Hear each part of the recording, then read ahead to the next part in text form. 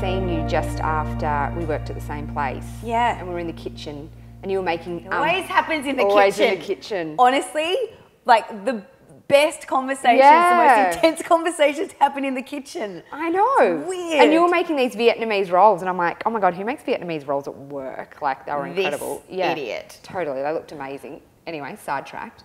And you had just been away with him. Yeah. You'd been overseas snowboarding. Yeah. And that's where he had said to you... Yeah, and I think, look, how do you break up with your wife? I mean, there's never going to be a good time to do that.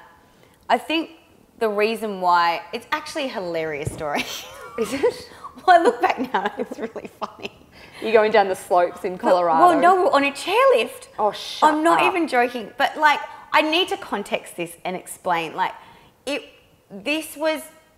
just all got too much. Right. And there were a few things that I don't feel at liberty to discuss outside of the relationship for him that probably got him to a point where he was like, I can't do this anymore. Right. And so I think for him personally, he was just like, I just need to get out of this relationship that's trying to push me in a better direction for my life because I want to choose this way. Right. And you can't have it both ways. No.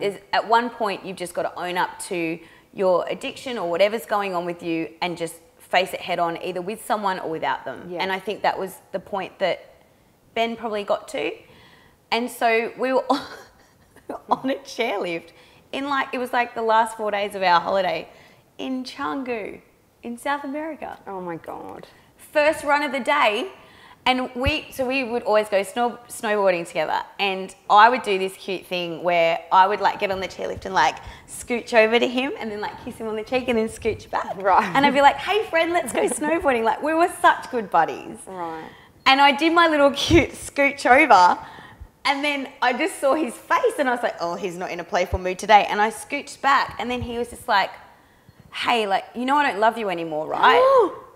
And I was like, I think I did that face. And I was like, Said it like that? yeah, like actually word for word. blunt. And I was Oh my like,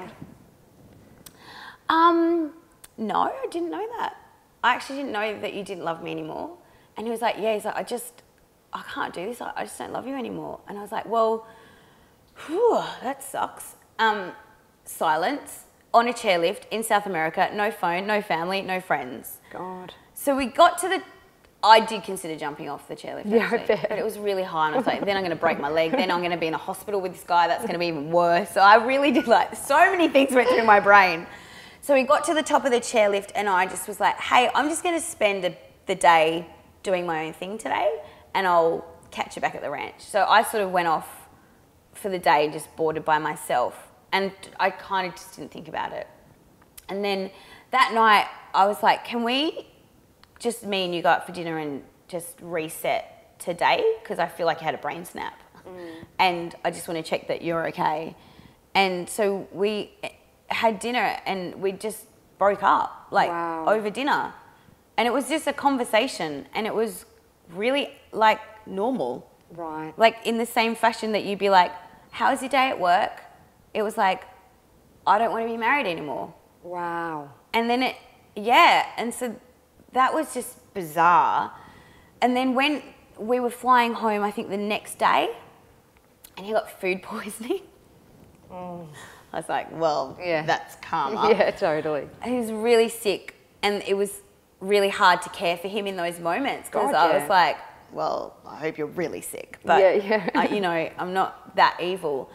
Then on the plane on the way home, we got upgraded because the entertainment system in business class was broken. So they shipped us up to first class and I didn't even have to sit next to him. Oh my God. And because he was still ill, he couldn't have the French champagne. So I was just there eating truffles, having French champagne going, I never have to be on a plane with this guy again. Wow. I know that for sure.